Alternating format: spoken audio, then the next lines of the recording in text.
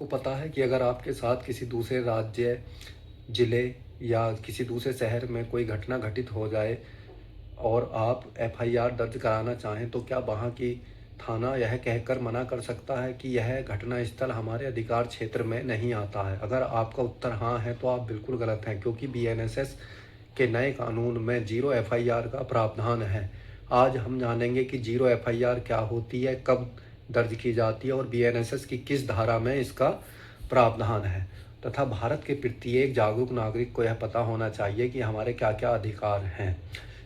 नमस्कार साथियों, मैं हूं रोहित कुमार तोमर। जैसा कि आप जानते हैं कि तोमर क्लासेज यूट्यूब चैनल पर पुलिस अवेयरनेस की सीरीज चल रही है, जिसके 4 लगातार एपिसोड जारी किए जा चुके हैं।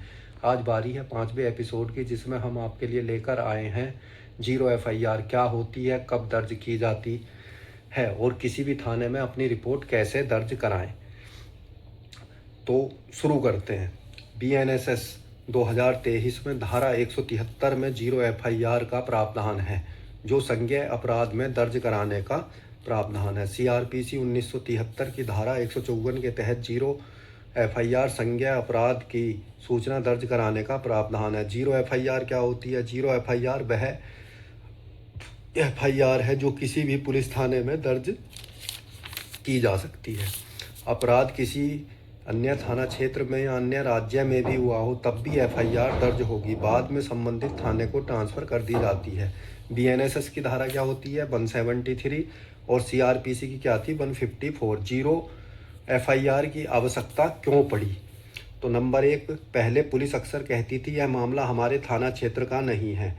इसमें पीड़ित को काफ़ी परेशानी होती थी। एफआईआर दर्ज करने के लिए अलग अलग स्थान पर जाना पड़ता था। इसी समस्या के समाधान के लिए जीरो एफआईआर की व्यवस्था लागू की गई। जीरो एफआईआर ने इस समस्या को ख़त्म किया।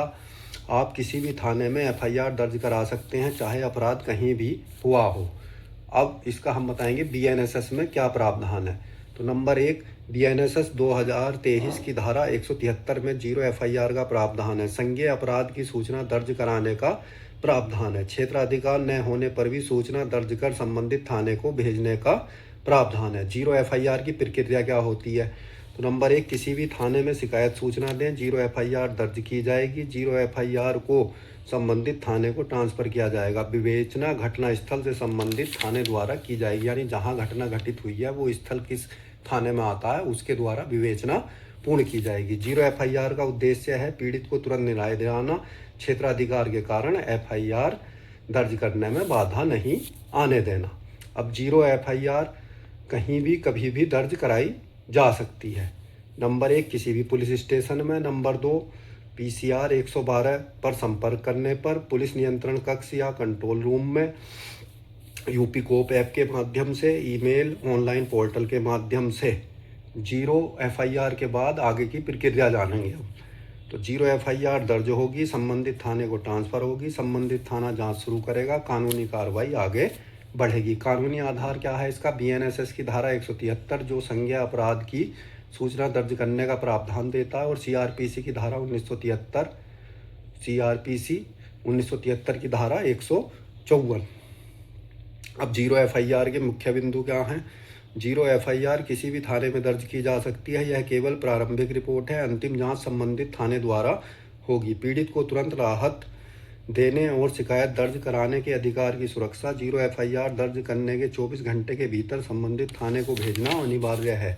जांच सबूत एकत्र करना और आगे की कार्रवाई संबंधित थाने द्वारा की जाएगी। यह व्यवस्था न्याय तक तुरंत पहुंच करने के लिए की गई है। बीएनएसएस की धारा 173 और सीआरपीसी की धारा 154 के तहत इसका प्रावधान किया गया है।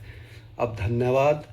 और जैसा कि आपको मालूम है कि तोमर क्लासेज पे पुलिस अवेयरनेस सीरीज चल रही है, जिसमें हमने पार्ट 1 में समन वारंट में अंतर, पार्ट 2 में बिना वारंट गिरफ्तारी, पार्ट 3 में संज्ञेय व असंज्ञेय अपराध में अंतर, पार्ट 4 एफआईआर व एनसीआर में अंतर, पार्ट 5 में जीरो एफआईआर बताया है। पार्ट 6 अब आएगा, पुलिस के पास किसी घटना की सूचना कितने प्रकार से दी जाती है।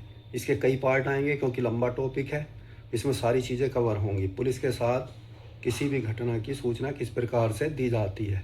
अच्छा जी, अब भैया अगर आपको वीडियो बढ़िया लगती है, ये सीरीज़ बढ़िया लग रही है, चैनल को सपोर्ट करें, लाइक करें, कमेंट करें, शेयर करें, सब्सक्राइब करें और अपना सहयोग हमें प्रदान करें। ठीक है भाई, सभी भाइयों को राम राम, थैंक यू, धन्यवाद, जय हिंद, भारत माता की जय।